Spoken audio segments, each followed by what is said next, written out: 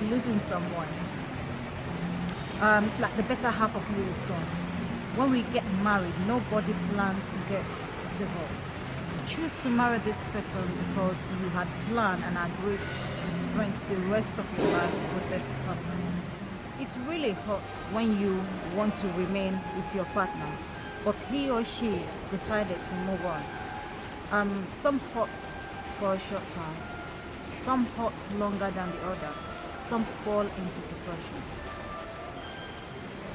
Lately, a long time friend of mine posted something on our wall and it just dragged through my page on Facebook. And the message, what she posted was disturbing. I've not spoken to her in a while, so I decided to call her, and my worst fears was confirmed.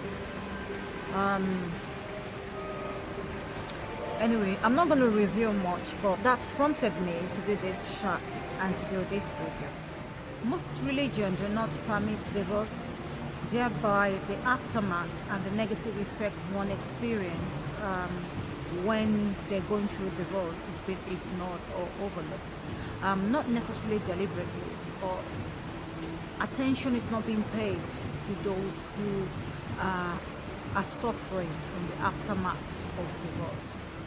I practice the Christian religion, so most churches focus on making the marriage work, not necessarily the after effects or the negative effect it has should divorce inevitably occur. And I do encourage, and I like, and I will encourage these churches to continue to educate the younger generation and the newly married, because most of them are a product of broken homes or are being raised by single parents. I like to see myself as a realist. I think I am a realist, and I like to tell it as it is. Most homes today are broken. Even though we don't like it, nobody wants to come from a broken home. I am from a broken home, and nobody wants a broken marriage.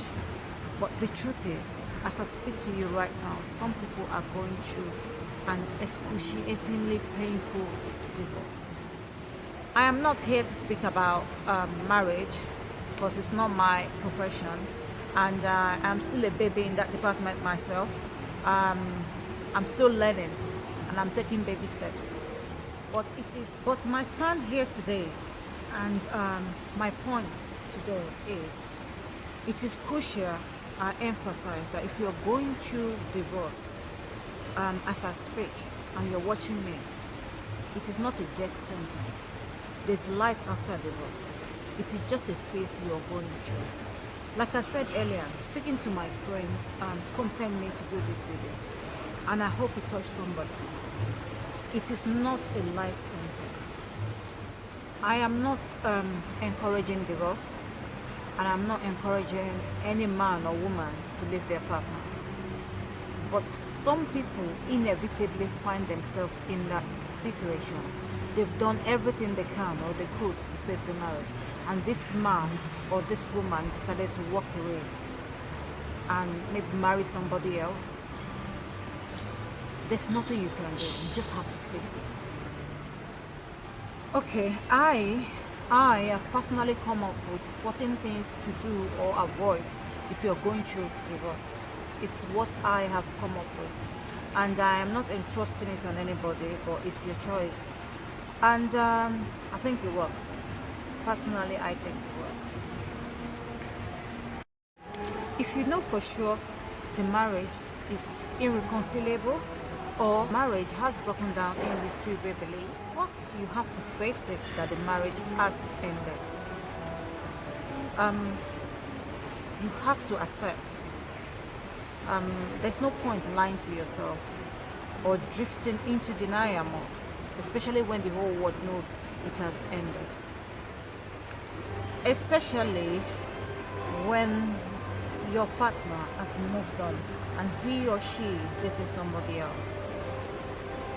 Remember, healing starts from within.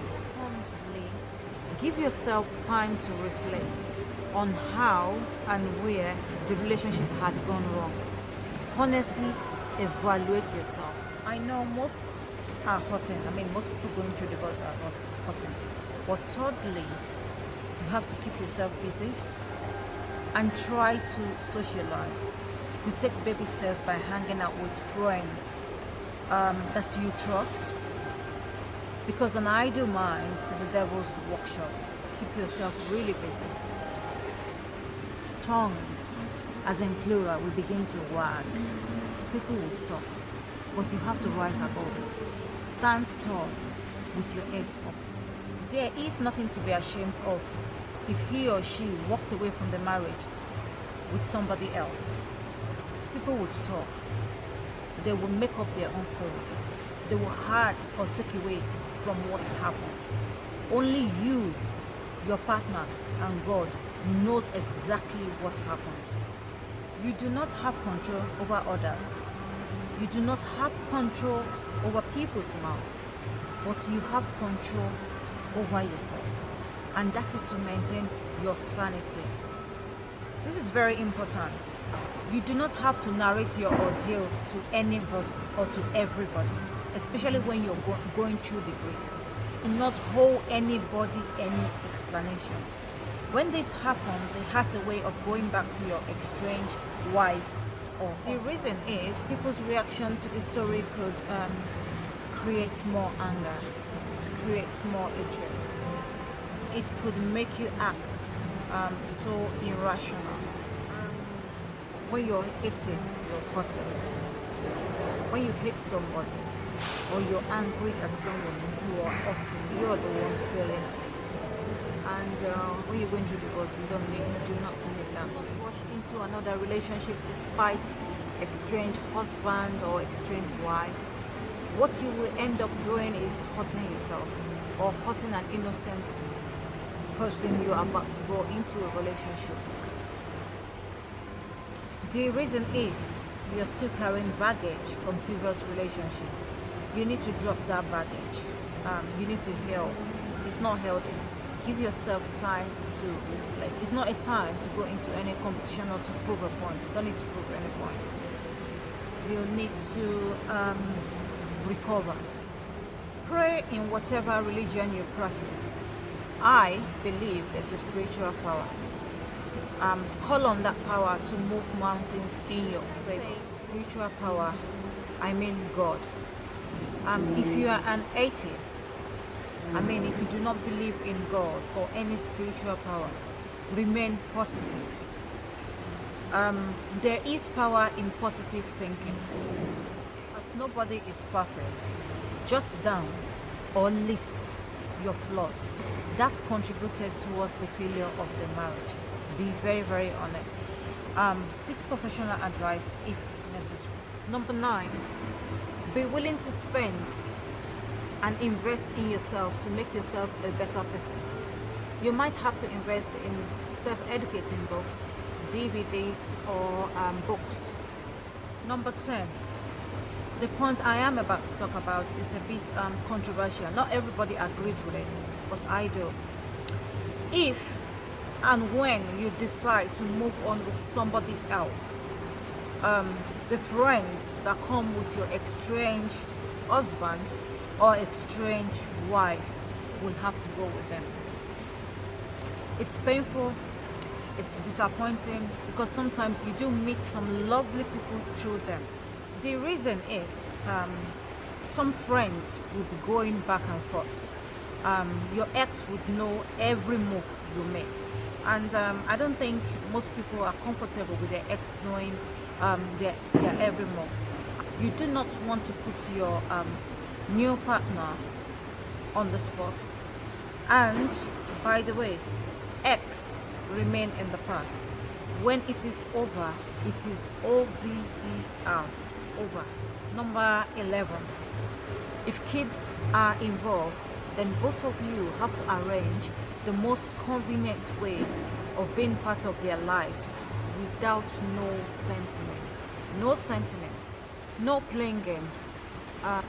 It has to be solely for the interest of the kids.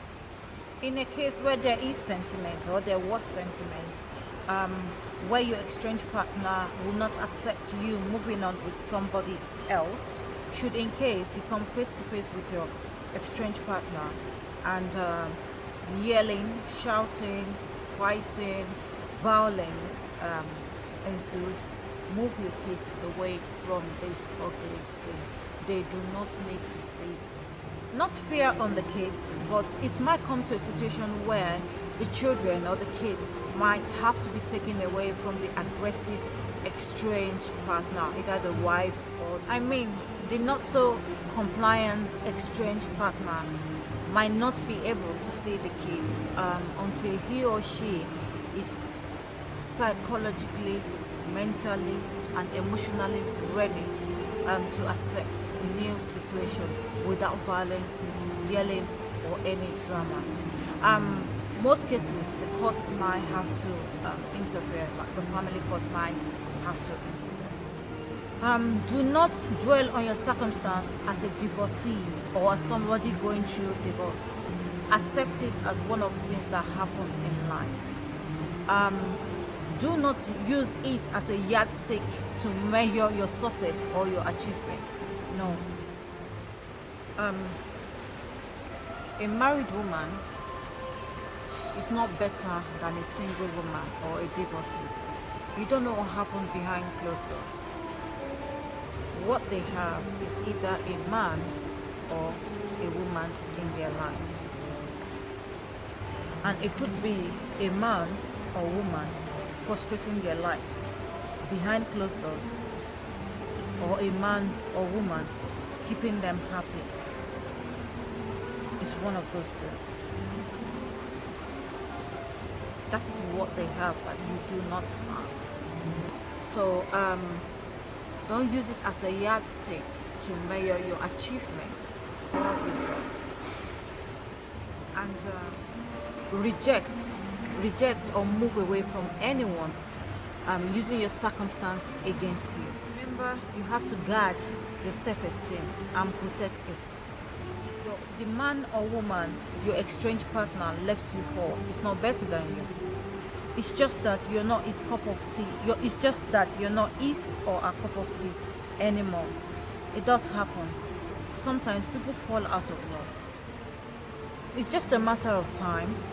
You are somebody else's cup of tea. Somebody out there cherishes you, adore you, wants you. Just believe it. Believe